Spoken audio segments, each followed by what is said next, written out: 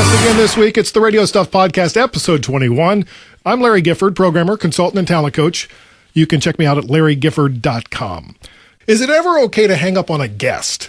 Last week on the Sports Hub, a sports radio station in Boston, the host of the show, Toucher and Rich, were set to interview former Boston Celtics coach Rick Pitino about a new book he was shilling.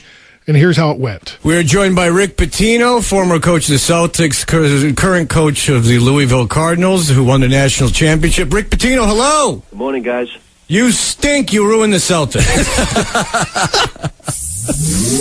And there was all sorts of high-fiving afterwards. If I had my finger on the button, I would have done the exact same thing.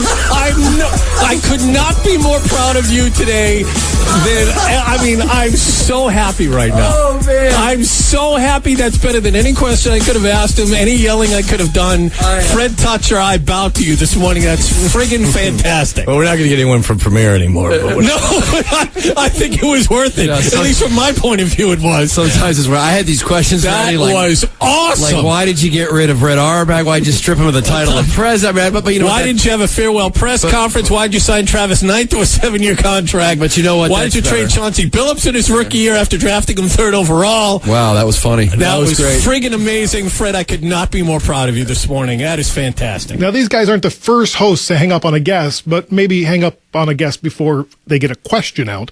In Australia, ABC radio presenter Adam Spencer prematurely ended his interview with climate change skeptic Lord Monckton. Do you accept that there is... Just let me finish the answer. Stop interrupting. I'm sir, purely doing it because we are very pressed for time and there's a couple of other issues I want to get to. No, if you won't let me finish the answer, we can end the interview now. I'm going to finish the answer. Well, with the greatest respect, I'm going to finish the answer. Yes, sir. And it'd be quicker if you just let me finish. I would have finished it by now if you'd just been less unpleasant and allowed me to finish Apologies it. for my unpleasantness, sir. So be quiet and just listen. We will finish the interview there. It's 10 minutes to 7 on 702. That's not going anywhere, Lord Monckton, and you know exactly why that's going nowhere. My apologies, ladies and gentlemen, for not getting to the questions that we wish to. Lord Monckton, who I was discussing things with before 7 o'clock, has been good enough to call. So they actually rejoined the interview later because Lord Monckton called back thinking it was a mistake.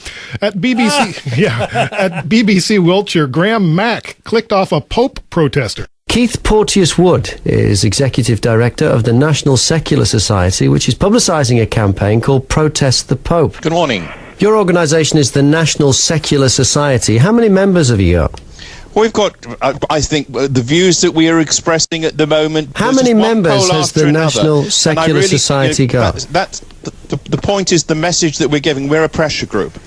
And that's not what I asked you. I asked you how many members. I heard what you asked. Well, then answer the question. The point is that it's much more important the views on the moral teachings of the church are only shared by a very small proportion of Catholics, 5% on contraception, and the harm that does for poverty and I'm not sure why asking that question has made you so angry, but I'm going to ask you again because it's clearly an important question. How many members do the National Secular Society have? It's not relevant to the message that we're giving. I was just wondering how big your organisation is. We're a whole group of organisations involved in Protest the Pope. Is it more or less than 20? That's just a silly point. I just don't want to engage with that. So I just can't understand. And I don't understand why you won't answer what should be a simple question. You've got an organisation. I heard you had 12 members. Is that true? I'm not even going to answer that rather silly question. Okay, well, I'm not going to talk to you anymore. So now I blogged about the Boston incident and have my own views, but I wanted to get some other thoughts on it as well. So joining the podcast via Skype from London is Graham Mack. And in studio, hello, Larry. Hi, Graham. And in studio here with me is sports radio guru and host of the SR Chat on Twitter, Owen Murphy, who also blogged about the Boston incident. Welcome to the Radio Stuff Podcast. Hello, gentlemen. So critics, newspaper columnists, radio folks have called these guys jerks, sophomoric, lowest common denominator, rude, idiots, and lazy. Others even claim the antics have damaged the sports radio industry. What do you guys think? Well, Graham, do you want me to go you're the first? special guest, so why don't you go ahead and start? Okay. Well, sitting here listening to it, thought it was unusual, and I can see why it's made such a fuss. But really, those guys are the experts on their audience and their city and their sport. They're the ones that have made the call. So I just think we have to defer to their judgment. I mean, listening to it, I felt shortchanged as a listener because I'm listening as a neutral. And after they hung up on him, they started asking all kinds of questions like, why didn't he do a final press conference, and why did they trade certain players, and why has he got a self-help book, and who could be helped by a book written by a sports coach other than a sports coach? They're all questions I would have liked the answers to. So I was disappointed I didn't get those answers from the guest. But then again, I'm not in their target audience. I think if they wanted to handle it better, I think they should have maybe asked him all the questions. And if they really wanted to tell him that he stinks and he ruins the Celtics, maybe they should have taken calls from the people of Boston if the people really do feel that way. And if they didn't get a call along those lines, maybe if Rich was taking the interview, maybe Fred could have nipped out and he could have called in and said it then. That would have got just as much press. Host rings his own show to call out coach. So I just felt that they shortchanged anyone who wasn't a passionate Celtics fan. But as I say, they're the guy. It's their show. They know their audience. They know their sport. Yeah, I can see your point of view there.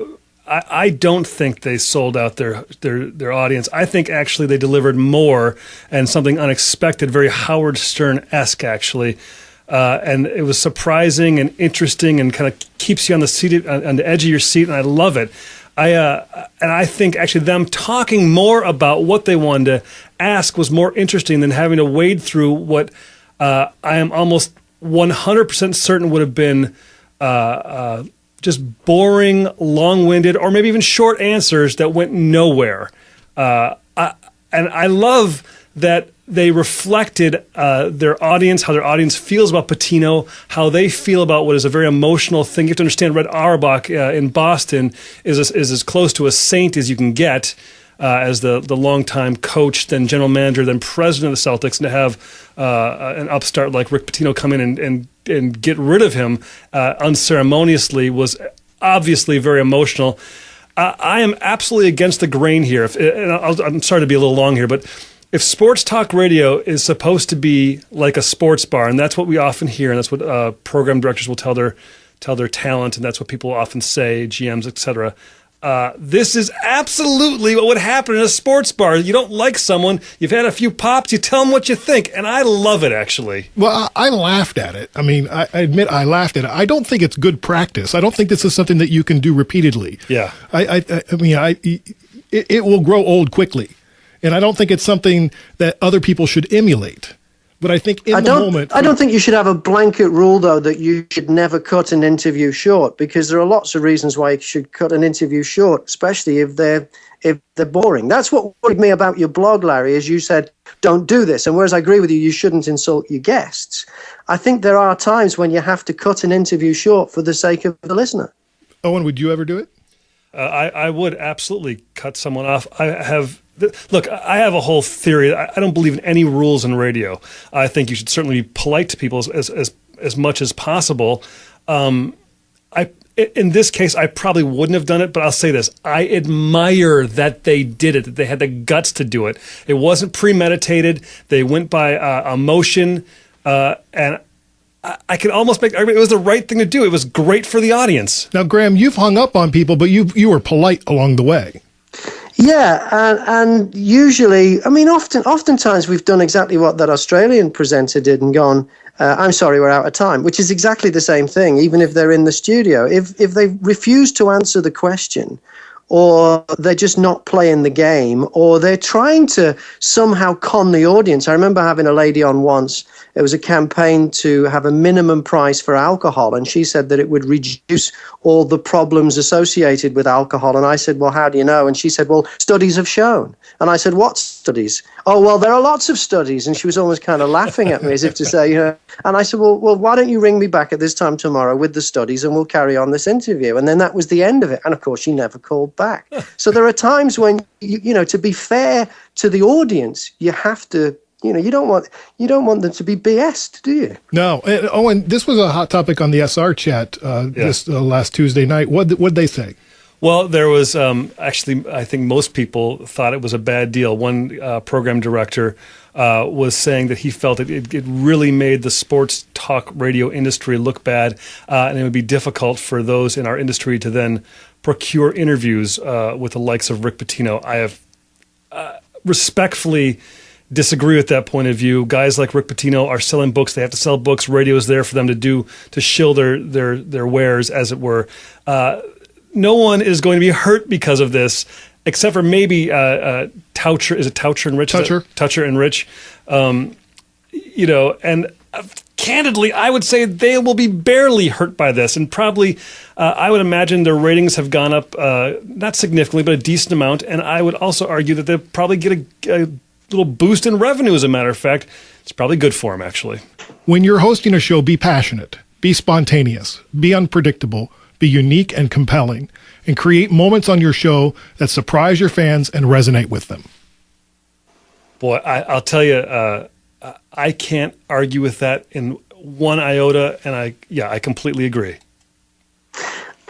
I agree. I do think in this case, though, if someone listening wasn't, I mean, there must be sports fans who are sports fans, but maybe not Celtics fans who were listening, that would have liked the answers to some of those questions. Maybe they were on the fence about this coach. I just think the listener got shortchanged by having the opportunity to get the answers to questions they had about this bloke, and the guy still could have stunted a hang-up in the interview and got the same kind of response. That is a well-thought-out, intelligent, interesting, nuanced answer to Larry's question, and it makes me want to hang up on you, actually. Well, I think the danger you have here is that it could be very appealing to your core audience, but sort of the casual fans could be turned off on it, and I think that's what Graham's trying to say. Yeah, because this is broadcasting, not narrowcasting. Right. If this was the Boston Celtics station, well, obviously it wouldn't have happened because of a respect thing. But if this was a radio station that was just for Boston Celtics fans, yes, but it's a sports station. It's for sports fans. Graham, Mack, where can people follow you? You can check me out at Mack Media, M-A-C-K, mackmedia.co.uk. And Owen Murphy, where can people follow you? Just Google my name and sports radio guru or sports radio coach. You'll find me. I'm, on the air, as the great Venus Flytrap once said, on the air, I am the air. I don't know what that means. Thanks, fellas. Now I'm hanging up on both of you.